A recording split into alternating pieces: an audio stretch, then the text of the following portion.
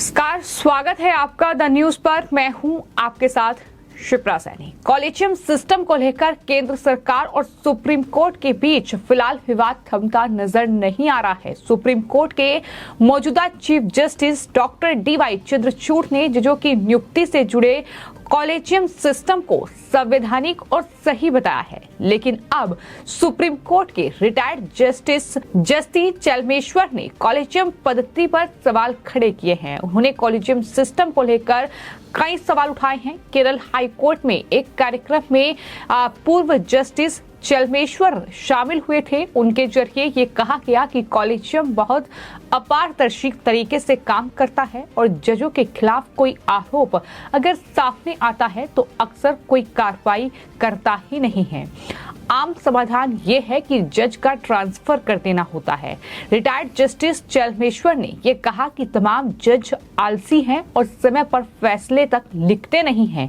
कई तो ऐसे हैं जिन्हें काम तक भी नहीं आता है। ये बड़ी बात जो रिटायर्ड जस्टिस हैं सुप्रीम कोर्ट के चलमेश्वर, उनके जरिए कही गई है। आपको ये बताते हैं कि रिटायर्ड जस्टिस चलमेश्वर ने ये भी आशंका जाहिर की है कि कॉलेजियम के बारे में ये राय रखने पर उनकी आलोचना भी हो सकती है। उन्होंने कहा कि कल ये कहकर ट्रोल किया जाऊंगा कि रिटायर होने के बाद मैं ये सब बातें क्यों कह रहा हूं। उन्होंने इसे भाग्य बताया। जस्टिस चलमेश्वर ने यह भी कहा कि न्यायपालिका आजाद होनी चाहिए। उन्होंने कहा कि ऐसा ना होने पर सोचिए कि एक पुलिसकर्मी क्या कर सकता है। वो बुरे नहीं होते, लेकिन उनके पास ताकत है। जस्टिस चलमेश्वर ने केंद्रीय कानून मंत्री किरण रिजिजू के बारे में ये कहा कि उन्होंने 42वें संविधान संशोधन के बारे में बयान दिया। इस तरह की मर्दानगी सभी के लिए खराब है। कोई भी इस पर ध्यान नहीं दे रहा है कि लोगों को प्रभावित करने वाली व्यवस्था में किस तरह से सुधार लाया जाए। ये बड़ी बात उनकी तरफ से कही गई।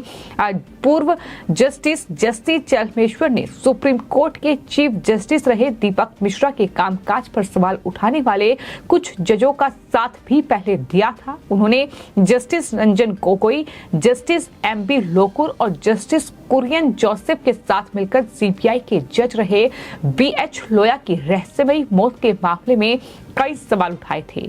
साथ ही चारों जजों ने केस दिए जाने या न दिए जाने के तत्काल चीफ जस्टिस के इरादे पर भी सवाल खड़े किए थे। जस्टिस चलमेश्वर की तरफ से कॉलेजियम के बारे में रखी गई ये राय इसलिए अहम है क्योंकि वो सुप्रीम कोर्ट के जज रहते वक्त कॉलेजियम में भी शामिल थे। लेकिन अब हम आपको ये बताते हैं कि कॉलेजियम सिस्टम को लेकर लगातार विवाद गहराया हुआ है। केंद्र सरकार और सुप्रीम कोर्ट के बीच कहीं न कहीं ये आरोप प्रत्यारोप का दौर जारी है। कॉलेजियम सिस्टम से ही सुप्रीम कोर्ट और हाई कोर्ट में जजों की नियुक्ति होती है, लेकिन जिस तरीके से लगातार जो रिटायर्ड जस्टिस हैं सुप्रीम कोर्ट के और साथ ही हाई कोर्ट के जो जज हैं, उनकी प्रतिक्रियाएं सामने आ रही हैं। कोई इस कॉलेजियम सिस्टम को सही बता रहा है, संवैधानिक बता रहा है, सही तरीके से ये काम कर रहा है, ये कह रहा है, तो कोई ये कह रहा है कि दरअसल इसमें पारदर्शिता है ही नहीं, कि पूरी तरीके से अपारदर्शी है। मतलब सही तरीके से जो जज हैं वो काम नहीं कर रहे हैं। लाखों करोड़ों केस पेंडिंग हैं और आलस में काम हो रहा है कि अब जो पूर्व जस्टिस हैं सुप्रीम कोर्ट के चलमेश्वर, उनकी तरफ से ये बातें कही गई हैं, तो कहीं ना कहीं सुप्रीम कोर्ट में अब कॉलेजियम सिस्टम को लेकर ये अलग अलग राय जो है वो सामने आ रही है और कुल मिलाकर विवाद काफी ज्यादा गहराया हुआ है।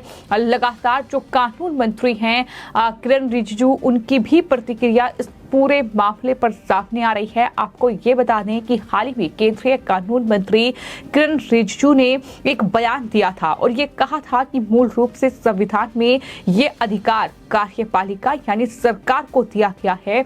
जो जज तय करना है। मौजूदा व्यवस्था में जजों की नियुक्ति कॉलेजियम प्रणाली के जरिए होती है। लेकिन उनकी तरफ से ये कहा गया था कि किसी का इस बात पर ध्यान नहीं है कि सिस्टम को कैसे इम्प्रूव किया जाए ताकि आम आदमी को इसका लाभ मिले। कम से कम अपने बच्चों के खातिर तो बुद्धिमानी से फैसले लीजिए। ये जो है जस्टिस चलमेश्वर की प्रतिक्रिया कानून मंत्री के बयान के बाद आई है और उन्होंने साफ तौर पर यह कहा है कि सुप्रीम कोर्ट में कुछ भी पारदर्शी नहीं है, कुछ भी सही तरीके से नहीं होता है। उन्होंने साफ तौर पर यह कहा कि जो जज हैं वो दरअसल आलस में काम करते हैं, लोगों को वक्त पर न्याय नहीं मिल रहा है। ये तमाम बातें उनकी तरफ से कही गई हैं। ये भी कहा गया है कि जज आलसी हैं और समय पर फैसले तक लिखते नहीं हैं। और आपको ये बता दें कि इससे पहले यही बात केंद्रीय कानून मंत्री किरण रिजिजू की ओर से भी उठाई गई थी। उन्होंने ये कहा था कि जब तक जजों की नियुक्ति का तरीका नहीं बदलेगा तब तक नियुक्तियों और खाली पदों पर सवाल उठते रहेंगे। उन्होंने कहा था कि कॉलेजियम सिस्टम में कुछ खामियां हैं जिसे इम्प्रूव करने की जरूरत है। रिजिजू ने यह भी बताया था कि अदालतों में पेंडिंग केस की संख्या जो है वो लगभग 5 करोड़ को छूने वाली है। अदालतों में जजों के कई पद खाली हैं। उन्होंने कहा कि पेंडिंग केस को कम करने के लिए सरकार ने कई उपाय किए हैं। अदालतों में खाली पदों को भरने के लिए सरकार के पास बहुत सीमित शक्तियां हैं और सरकार कॉलेजियम की सिफारिश से आए नामों के अलावा दूसरे नामों पर विचार नहीं कर सकती है। आपको ये बता दें कि ये पूरा जो कॉलेजियम सिस्टम है कहीं ना कहीं कह सकते हैं कि सुप्रीम कोर्ट और हाई कोर्ट में जो जजों की नियुक्तियां होती हैं वो उनके द्वारा ही की जाती हैं। उनके जो जज हैं, जो जस्टिस हैं, उनके द्वारा ही ये नियुक्तियां होती हैं। इसमें सरकार का कोई अहम रोल नहीं होता है।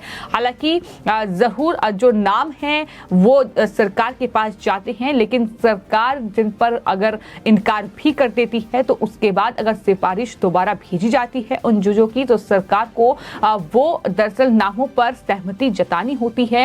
यानी सरकार का इसमें सीधा कोई अहम रोल नहीं है और इसी को लेकर लगातार कहीं ना कहीं ये पूरा विवाद जो है गहराया हुआ है। बार बार कॉलेजियम को लेकर सवाल उठते हैं। तमाम जो जज हैं उनकी प्रतिक्रियाएं भी सामने आती हैं और अब जस्टिस जो रहे हैं सुप्रीम कोर्ट के चलमेश्वर, उनकी तरफ से ये बयान सामने आए हैं। उन्होंने कई बड़ी बातें सुप्रीम कोर्ट और हाई कोर्ट को लेकर कही हैं, कॉलेजियम सिस्टम को लेकर उन्होंने कई बातें कही हैं और ये कहीं ना कहीं साफ है कि जो मौजूदा जस्टिस हैं DY चंद्रचूड़, उनका जो बयान है कि जो कॉलेजियम सिस्टम है वो पारदर्शी है, उससे मेल नहीं खाता है, क्योंकि उन्होंने ये कहा है कि कॉलेजियम बहुत अपारदर्शी तरीके से काम करता है।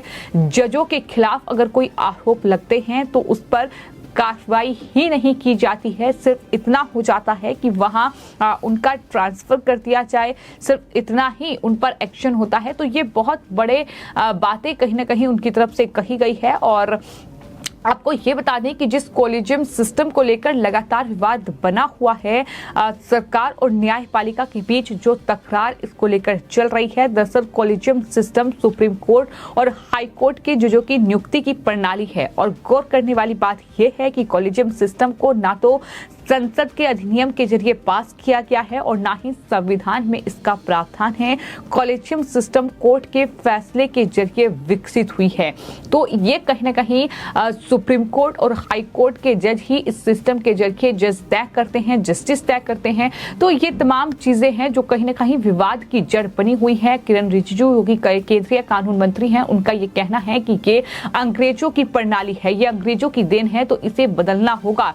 इसमें बदलाव की मांग लगातार की जा रही है और लगातार रिजिजू यही बात कह रहे हैं, जिसको लेकर इस तरीके का बवाल कॉलेजियम सिस्टम को लेकर बना हुआ है। फिलहाल ये सुप्रीम कोर्ट के पूर्व जस्टिस जिनकी तरफ से ये तमाम बातें कही गई हैं और ये साफ तौर पर कहा गया है कि कॉलेजियम सिस्टम पूरी तरीके से पारदर्शी नहीं है, वो अपारदर्शी है। जजों के खिलाफ एक्शन नहीं होता है, वक्त पर लोगों को न्याय नहीं मिल पाता है, जज आलसी हो चुके हैं और पेंडिंग केस की संख्या बढ़ती जा रही है। ये तमाम बड़े खुलासे सुप्रीम कोर्ट के पूर्व जस्टिस चलमेश्वर के द्वारा किए गए हैं। फिलहाल आपकी इस पूरे मामले पर क्या राय है, हमें कमेंट बॉक्स में जरूर लिखें और चैनल को सब्सक्राइब करें। धन्यवाद।